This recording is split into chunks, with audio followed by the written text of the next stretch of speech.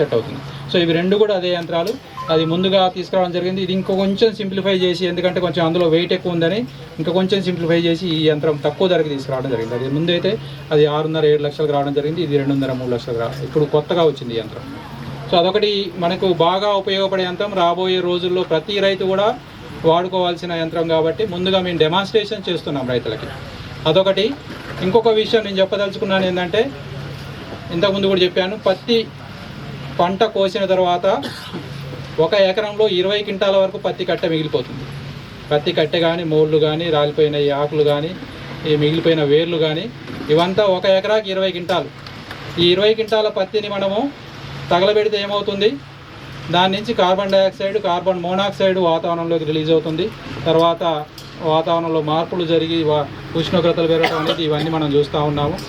అలాగే వరిలో కూడా 1 ఎకరా వరి కోసిన తర్వాత కొయ్యల రూపంలో, గడ్డి రూపంలో దగ్గరగా 8 నుంచి 10 క్వింటాల వరకు మిగిలిపోతాం భూమిలో. అదంతా మనం ఏం చేస్తున్నాము, కాల్ చేస్తున్నాం. సో ఈ విధంగా కంటిన్యూస్గా కాల్ చేయటం వల్ల మన భూమిలో కూడా చాలా రకాలైన సమస్యలు వస్తూ ఉన్నాయి. కాబట్టి సో వాటిని దృష్టిలో ఉంచుకొని మనకందరికీ ఇప్పుడు సేంద్రియ ఎరువులు వేసే పరిస్థితులు లేవు. ఎవరికి కూడా ఇప్పుడు పశువులు లేవు. కాబట్టి సో మనం సేంద్రియ ఎరువులు వేయాలంటే ముందుగా మన పంటలో ఉండే అవశేషాలని భూమిలో కలిపేయాలి.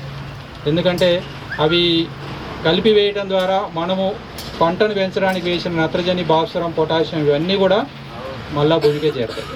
తెలుసు కదా, మనం అందరం 2 బ్యాగుల డిఏపి వేస్తున్నాం, 2 బ్యాగుల యూరియా వేస్తున్నాం. ఇవన్నీ వేసి పెంచిన తర్వాత ఏం చేస్తున్నాము, ఒక 20-25 క్వింటాలు మాత్రమే పంట తీసుకుంటున్నాం. మిగిలిపోయిందంత ఏమవుతుంది, సో ఆ మిగిలిపోయిందంత దాంట్లో కూడా నైట్రోజన్ ఉంటుంది, భాస్వరం ఉంటుంది. సో అవన్నీ తగలబెట్టడం వల్ల అన్ని వాతావరణంలోకి కలిసిపోతూ ఉన్నాయి. సో దీనివల్ల మనం పెట్టిన ఖర్చు కూడా కాలిపోతుంది.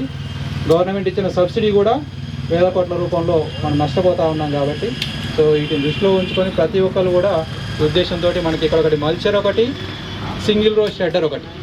సో ఒక వరుసలో నడిచినప్పుడు ముందే పత్తి కట్టె